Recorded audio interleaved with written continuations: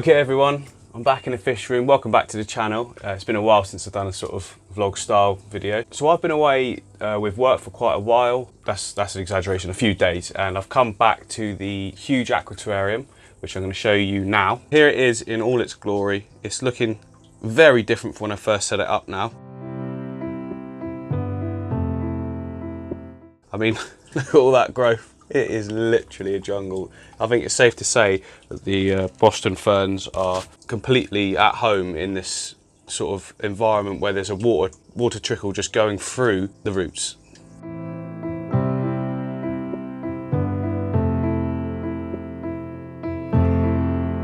But as you can see down here, the diatoms are sort of taken over and it looks hideous. And I kind of left it because if I go up close, you can just see, look at all the snail trails. Now the good thing is, this hasn't got any worse from this state, which means, in my opinion, the diatoms have stopped multiplying or whatever it is that they do. If they even do multiplying, I don't know. But I think that now, if I clean the glass up and remove any leaves that have got it on, I'll take you in from the top, look. So you can see, there's all this new growth now that hasn't actually got any diatoms on it. New growth on those Anubias, look, as well. All super clean. I mean, that hasn't happened on Anubias overnight, has it? So I think it's safe to say that those green leaves that are new are staying green. So I think we're clear of the diatoms. So I'm going to clean it all up, get it all trimmed off, trim off any plants that look like that Amazon swordleaf, which are just gone. I'm going to cut a lot of this back, I think, to be honest, because as you well know from my channel, limnophilia grows crazy quick anyway.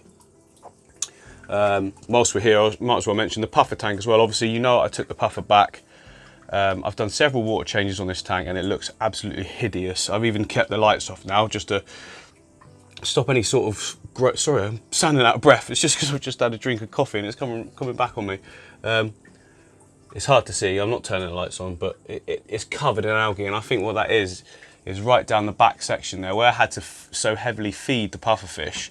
I think there's just so much gunk in that back bit, you know, that I need to get right in there, get fully cleaned. I think I'm actually going to rescape the whole thing, ready for when we do have some pea puffers in there like we decided we were going to do. So yeah, that'll be another project though. So first and foremost, let's get the glass clean on this tank. Let's get it looking back to its former glory.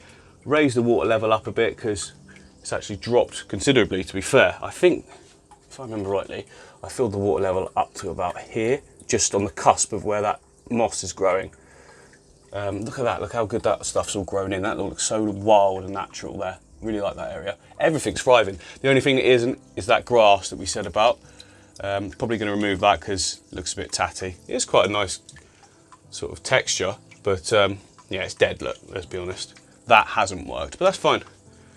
Now that's why you try these things, to see what has and hasn't. But everything else that I've put in there, there's a maidenhair, look, that's doing really well. Another type of fern, I don't even know what that is, that's doing well. This is a really nice fern, doing well. Ivy, we've got more ivy. We've got this sort of autumn fern. We've got a weird annoying fly going around, but just the one, I'm happy with that. But yeah, everything's doing really good. So I don't even know what that is. I didn't plant that. I've never seen this before in my life. It's just sort of grown from a tiny little shoot. And I liked it, it looked natural, so I kept it. Yeah, so you can see here, look, that all those diatoms in the glass. It's not pretty, no, not at all, but look, there's Pancho, he's all good. He's doing really well. Putting on some size now, for sure. He was definitely looking smaller than that. Mind you, that's a bad angle, but hey, there you go, move around, turn around. No, not performing today, but yeah. Right, I'm just gonna set you up so that we can now do the time lapse of cleaning everything. You can see how much the water level's dropped here in this shot, actually, look. There's quite a lot of water there, actually, when you think about that across the whole lot of the tank, so let's crack on with that.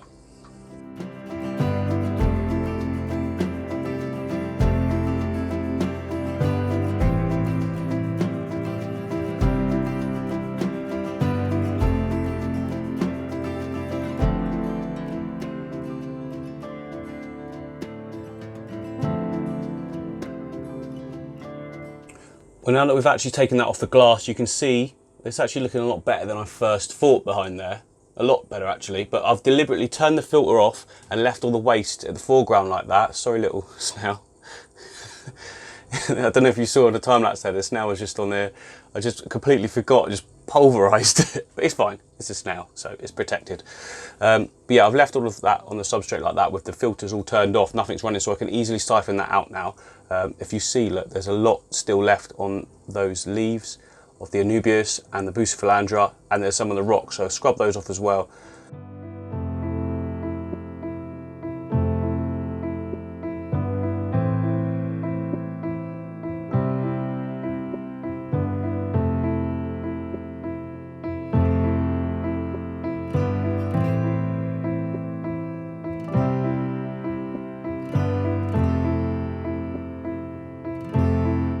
I know that probably seems like a bit of a long, laborious task, actually, you know, rubbing each and every leaf that we've got on there, but it's well worth it, because look how it looks now. It looks really good now. I've done all 4 plants on there, 3 Anubias, 1 Bucephalandra, and I've also done this one here, and I don't know if you saw, my Pancho kept biting me as well. It doesn't actually hurt when he bites you, it's just like I wasn't expecting it, and I put my finger, well, bang!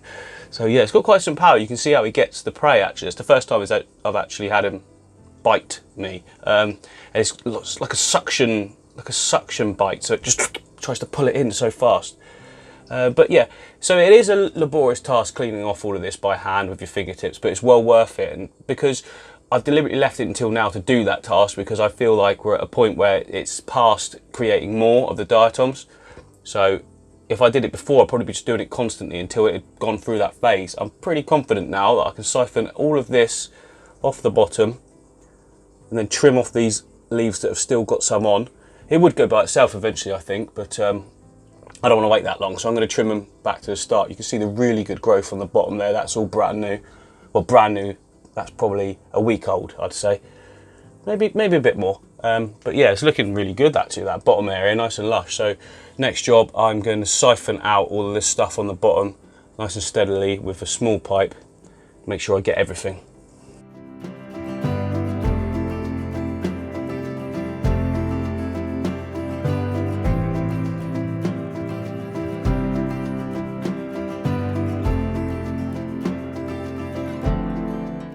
Well, that's already looking miles better, look. Really nice and clean. Quite easy to do, to be fair. I just been a little bit busy with other projects going on, but I knew that I could fix it, so, and we're at a good stage to fix it. Next job, I'm going to fill it back up with water to where I want it to be, and then I'm going to trim the plants. The reason I'm doing it that way around is A, because I forgot to trim the plants before I drain the water, and B, I just think it will be easy to see what plants we do and don't want to keep, how they're laying in terms of angles and whatnot, what are brown and obvious, can trim it all off, and we can sort of start fresh with the plant. Well, not start fresh, because we've got a really nice rooted system in place now. I'm actually going to plant some crypts further at the back as well in those shaders area. I've got quite a few actually from a scape that I broke down recently, and I think in this whole area here will look really good with some crypts. Perhaps at the back edge of these rocks, and you know, and the border at the back where the limnophilia is, you know, just more plants in general. These leaves here from the Amazon sword plant, well, they need trimming back obviously because they're going crazy.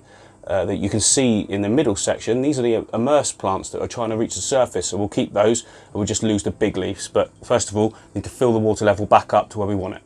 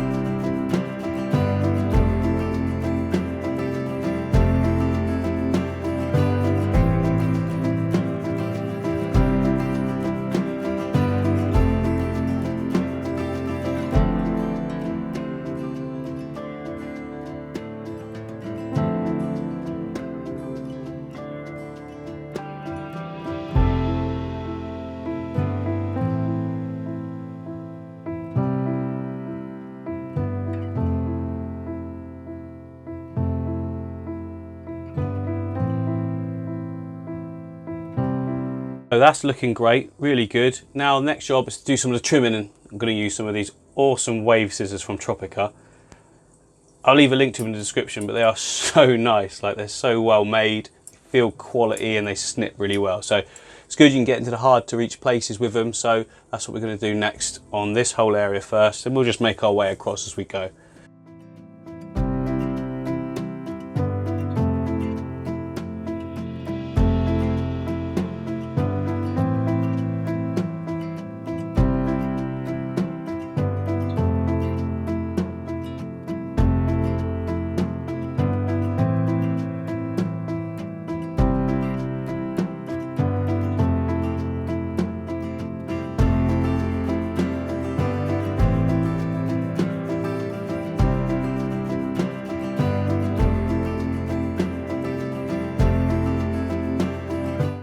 Now that's looking really good now in my opinion. So what I want to do next is get some of the crypts that I've got. They're all really good condition, and I want to start placing them in, probably around this area. I think there's a nice gap for it there, and there's a thick amount of sand as well. It actually looks quite thin, I think, but it's not. It's banked back, so there is actually a decent 1 to 2 inches of sand back there that we can really get the roots into.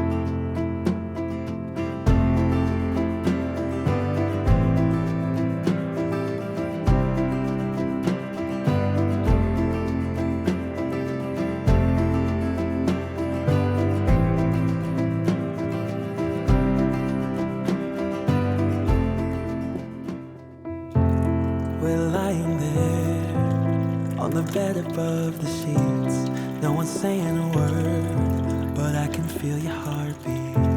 I stare into your eyes, and you into mine, lying perfectly still, like we are frozen in time. I don't want this to be over, don't want the morning to come. My head upon your shoulder, wishing that you would say,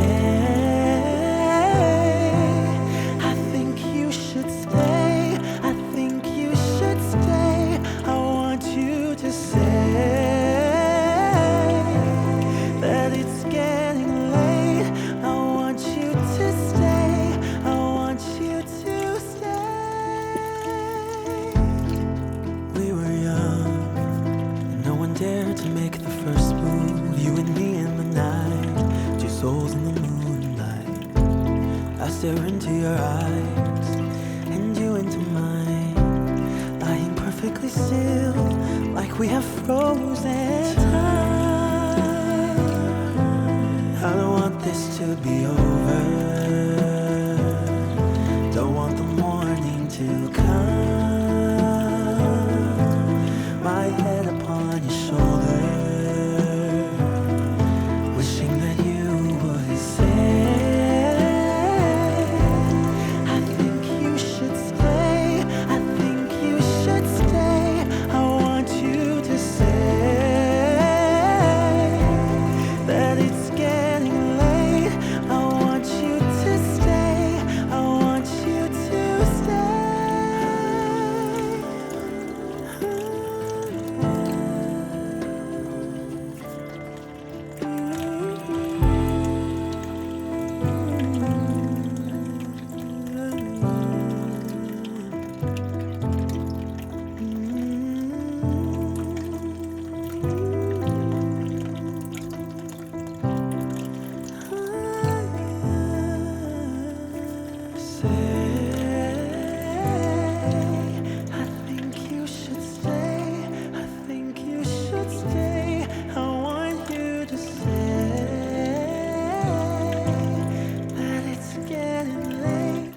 Right, so hopefully guys that's shown you that there's no need to panic when you get an algae disaster or something like that. You can look at your tank and think, oh no, this is awful, but I've just shown there with a little bit of elbow grease, some attention to detail, a good water change, you can actually get it back on track quite quickly. And conveniently, that gives me a good segue to some of my other tanks here that I've got coming up in next episode, which will be in a few days' time. So yeah, coming up, why on earth is this tank green? And what can we do about it? Why are all the immersed plants on my no filter ecosystem tank pretty much dead? And we're going to be saying goodbye to the majority of these aquascapes because I've got lots of new tanks that have arrived and I need to make space for them. So obviously I've got limited space in here, and some of these tanks are actually, they're not even opti-white glass or anything. The top two up here are this one and this one.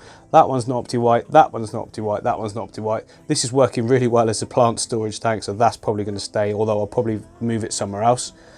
Yeah, so we're just going to make some space. We've got some nice new projects coming up, some really exciting stuff that I want to be able to share with you guys. That's all going to be coming up in the next episode, so make sure, if you haven't subscribed already, that you do subscribe, ding that the notification bell, and hopefully you won't miss anything then. So yeah, I'll see you, well, in a few days' time, hopefully. Cheers, guys.